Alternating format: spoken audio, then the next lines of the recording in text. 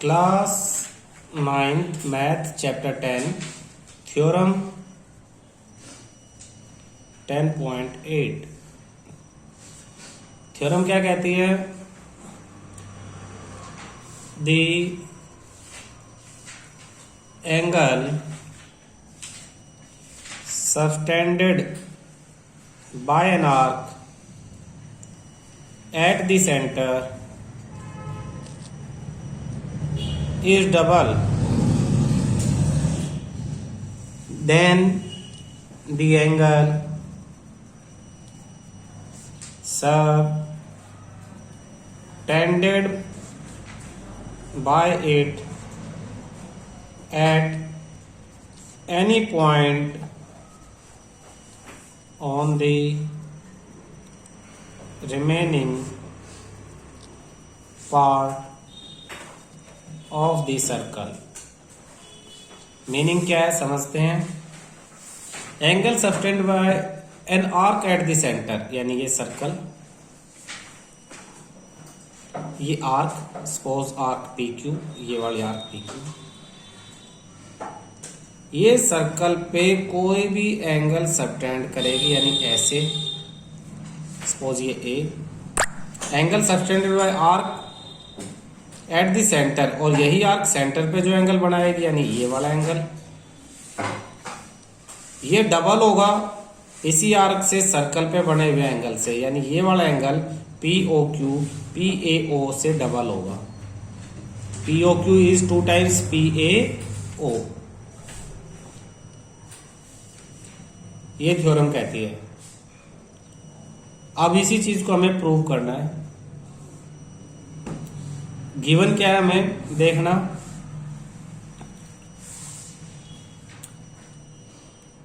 Proof में लिखोगे given an arc P Q of a circle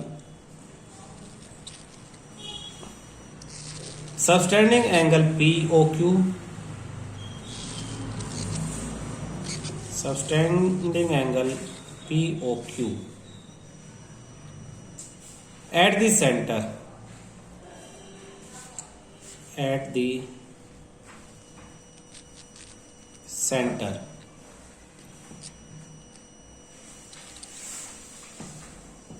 O and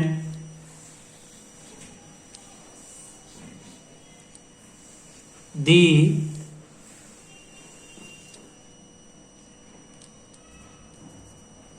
given an arc PQ of a circle subtending angle POQ at the center O and PAQ ये वाला angle PAQ at point A पे ये जो angle बन रहा है PAQ on the remaining part of the circle, on the remaining part का क्या मतलब है? ये जो पी क्यू आर्क है इसके अलावा कहीं भी पॉइंट हो उसे रिमेनिंग पार्ट कहते हैं। Remaining part of the circle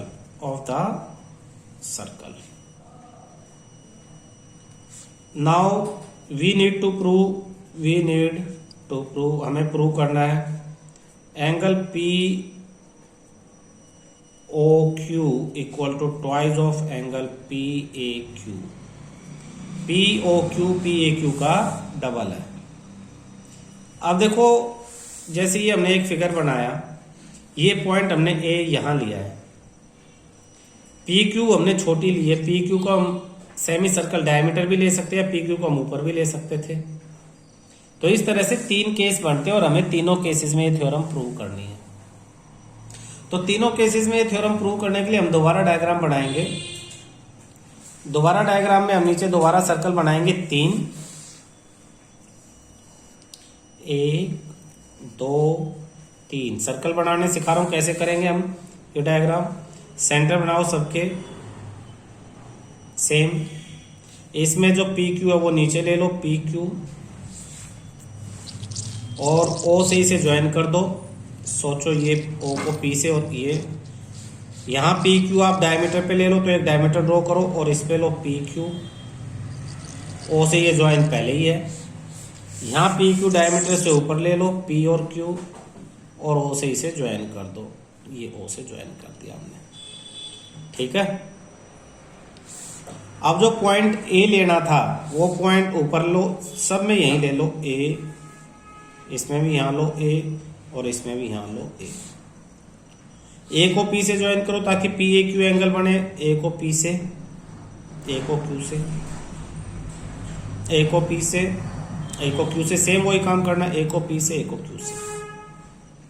तो ये तो हो गया वो जो हमें प्रूव करना है उसके अकॉर्डिंग। अब हम ये पॉइंट लिखेंगे, कंसिडर दी थ्री डिफरेंट, इसको 1 का नाम दे दो, इसको 2 का नाम दे दो, और इसको आप 3 का नाम दे दो। 3 figure, 3 different cases,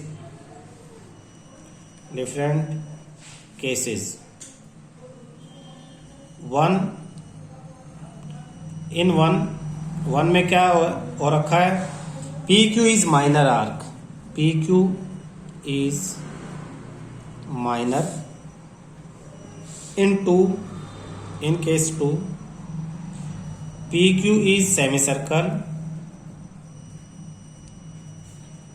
and in third case PQ जो आर्क है, ये PQ ये मेजर है, ये पूरी आर्क, बड़ी आर्क जो है ये PQ है, PQ is major, PQ major है। सभी केसेस में ध्यान देना, आप कंस्ट्रक्शन कर लो, draw a line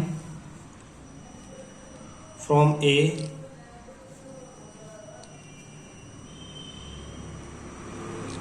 passing through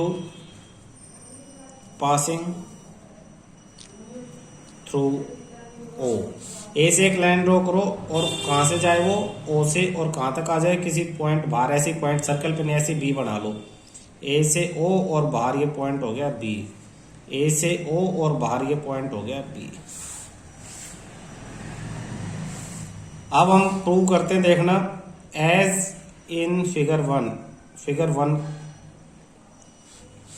2, 3 बाद में लिखेंगे, पहले 1 के अकॉर्डिंग मैं समझा दूं। देखो, इस एंगल को 1 नाम दे दो, इस एंगल को 2 दे दो, और ये वाला एंगल हो गया 3। दिखाई दे रहा है figure? Angle 3 equal to angle 1 plus angle 2, reason exterior angle of a triangle का exterior angle interior opposite angle के सम के बराबर है। तो angle 3 equal to angle 1 plus में एंगल 1, क्यों? एंगल 2 इक्वल टू एंगल 1, 2 और 1 इक्वल क्यों है? क्योंकि OA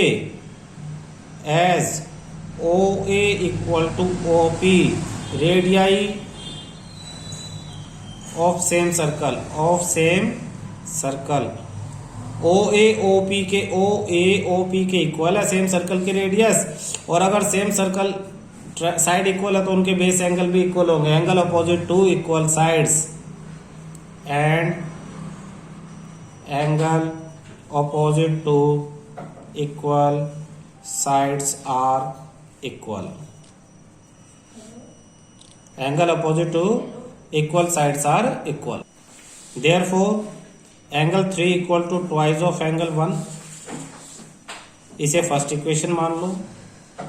सिमिलरली ये जो फिगर है इसमें इस साइड वाले एंगल को 4 मानो तुम, इसे 5 और इसे 6। तो सिमिलरली यहां लिख लो, similarly angle 4 equal to twice of angle 5 ऊपर, क्योंकि 4 इज इक्वल टू 5 प्लस 6 हो जाएगा। 5 प्लस 6 और 5 इक्वल है, तो 4 is equal to twice of 5 ऊपर वाले के। इसे आप इक्वेशन सेकंड मान लो। Add equation 1 and 2, add equation 1 and 2, 1 और 2 को ऐड करें तो angle 3 plus 4, angle 3 plus angle 4 equal to twice of angle 1 plus twice of angle 5। यहां से 2 कॉमन ले लें तो एंगल 3 प्लस में angle 4 equal to 2 common, bracket में एंगल 1 प्लस एंगल 5। फिगर देखो 3 और 4 को ऐड करेंगे तो POQ हो जाएगा, 1 और 5 को ऐड करेंगे तो PAQ हो जाएगा। तो हम यहाँ लिख लेंगे 3 और 4 को प्लस करेंगे तो angle POQ equal to twice of angle PAQ। POQ is equal to twice of angle PAQ। अब जैसे नाम हमने इस फिगर में दिए हैं, सेम नाम इसमें दे दो। सेम नाम हम किस में देंगे? इसमें देंगे। तो यहां पे 1, 2 एंड 3 एंगल्स के नाम भी ऐसे ही रखने। इसको हम रखेंगे 1, इसको 2 और नीचे वाले को 3, फिर इसको 4, इधर वाले को 5 और इधर वाले को 6। सेम ऊपर, और ये 1, ये 2 और ये नीचे वाला 3, ये नीचे वाला 4, ऊपर 5 और ये 6। तो तीनों फिगर के अकॉर्डिंग सेम नाम देने से तीनों का एक साथ हो गया। 4 case 3, case third. Case third के लिए हम सिंपल POQ नहीं लिखेंगे, हम इसके लिए लिखेंगे reflex angle. Reflex angle POQ equal to twice of angle PAO, twice of PAQ। Actually figure third में देखो, अगर सिर्फ POQ लिखते तो ऊपर वाला एंगल माना जाता। हमने इसलिए रिफ्लेक्स एंगल लिखा ताकि बड़े वाला एंगल हम मान सकें। तो एक तो थ्योरम प्रूव करना आना चाहिए, दूसरा तुम्हें एग्जैक्टली पता होना चाहिए कि 2 पॉइंट अगर सर्कल पे हैं तो सेंटर पे जो एंगल बनाएंगे वो डबल होगा वही 2 पॉइंट सर्कल पे जो एंगल बनाएंगे उससे। इसी से आगे के सारे क्वेश्चन एक्सरसाइज में हमारे सोल्व होने। Theorem 10.9, angles in the same segment of a circle are equal. यानी ये सर्कल है, सेम सेगमेंट, जैसे ये PQ है, एक एंगल ये हो गया, एक एंगल ये हो गया, सपोज ये A और ये B। आपको प्रूव करना है कि ये PAQ और PBQ एक ही सेगमेंट में, यानी इस सेगमेंट के अपोजिट वाले सेगमेंट में एंगल, और ये इक्वल है। तो गिवन क्या आपके पास, a circle with centre O, circle का सेंटर बना लेते हैं O, an arc PQ and angle PAQ and angle PBQ। To prove क्या करना है, angle PAQ equal to angle PBQ। Construction करते हैं, join O to P and O to Q। O को P से ज्वाइन कर दो और O को Q से। प्रूफ में लिखोगे angle POQ equal to twice of angle PAQ। Reason, theorem 10.8, POQ double than PAQ, ये एंगल उसका डबल होगा। Similarly angle POQ equal to twice of angle PBQ, ये भी यही थ्योरम 10.8। ये फर्स्ट इक्वेशन, ये सेकंड। फ्रॉम इक्वेशन 1 एंड 2 दोनों same POQ के इक्वल है, तो twice of angle PAQ equal to twice of angle PBQ। 2 से 2 cancel, therefore angle PAQ equal to angle PBQ। बेटा प्रूव, ठीक है। Theorem 10.10, if a line segment joining 2 point subtends equal angle at 2 other points lying on the same side of the line containing the line segment, the 4 points lie on the circle। इसने कहा if a line segment, ये line segment है, joining 2 point, ये 2 point P and Q। Equal angle at two other point lying on the same side, इसके एक ही तरफ 2 point ले लो, सपोज A और B, और ये PQ इन पे 2 एंगल बना रहे हैं, एक ये एंगल बना दिया और एक ये एंगल बना दिया। The 4 point lie on the circle, तो आपको प्रूव करना है कि ये चारों point P A B Q ये किस पे हैं, सर्कल पे ही लाई करते हैं। इसने कहा कि ये एंगल इस एंगल के इक्वल है, ठीक है ना। तो कैसे प्रूव करेंगे इसे, इसका जो प्रूफ करेंगे बेटा, इसमें आप लेट करोगे कि मान लो ये 2 पॉइंट आपके पास, सपोज ए भी ले लिया हमने, एक सर्कल लिया है, या ये पॉइंट मैं नीचे वाले पॉइंट को ए और बी ले लेता हूं, आपके बुक के अकॉर्डिंग आपको ध्यान रहे, और ये ऊपर वाला पॉइंट ले लेता हूं सी, और एक सर्कल ड्रॉ करता हूं जो 3 पॉइंट से पास होकर जाता है। ऐसा सर्कल हम आराम से ड्रॉ कर सकते हैं, a circle which pass through A B C. अब हम लेट करेंगे कि जो डी पॉइंट है,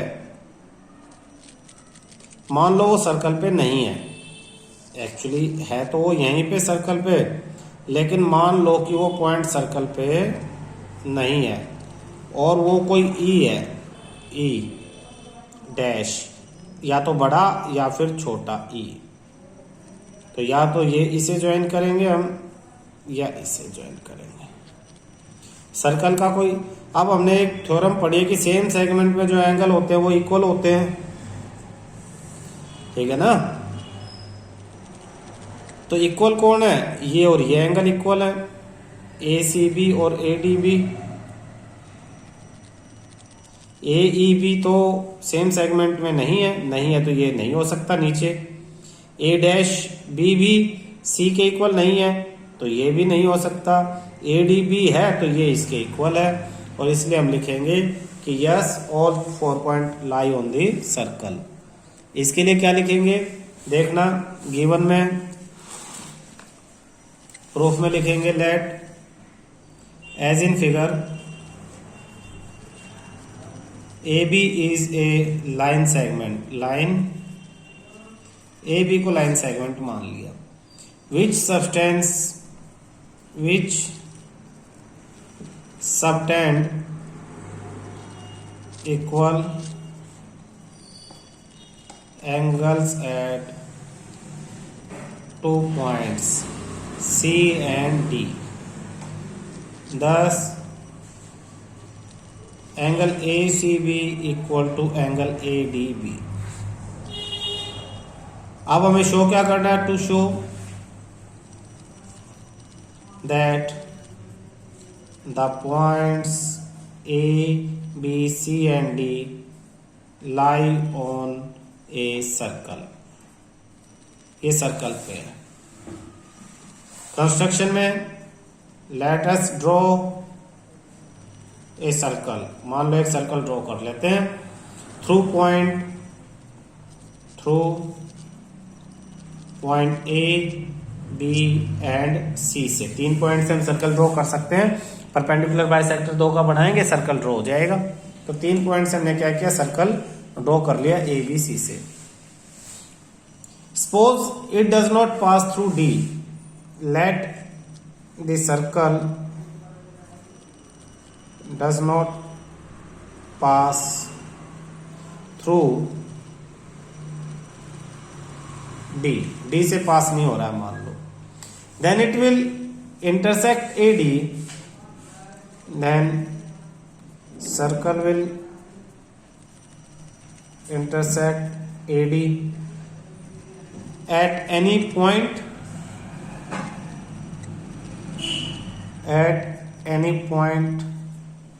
E और E डैश, या तो E पे या E डैश पे एक्सटेंड करने के बाद इफ पॉइंट ACEB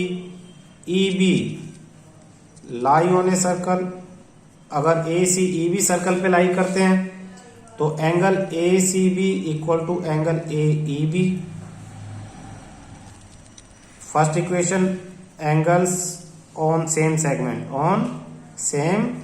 सेगमेंट, ये रीजन है। सेम सेगमेंट के एंगल इक्वल होते हैं तो angles on same segment equal होंगे।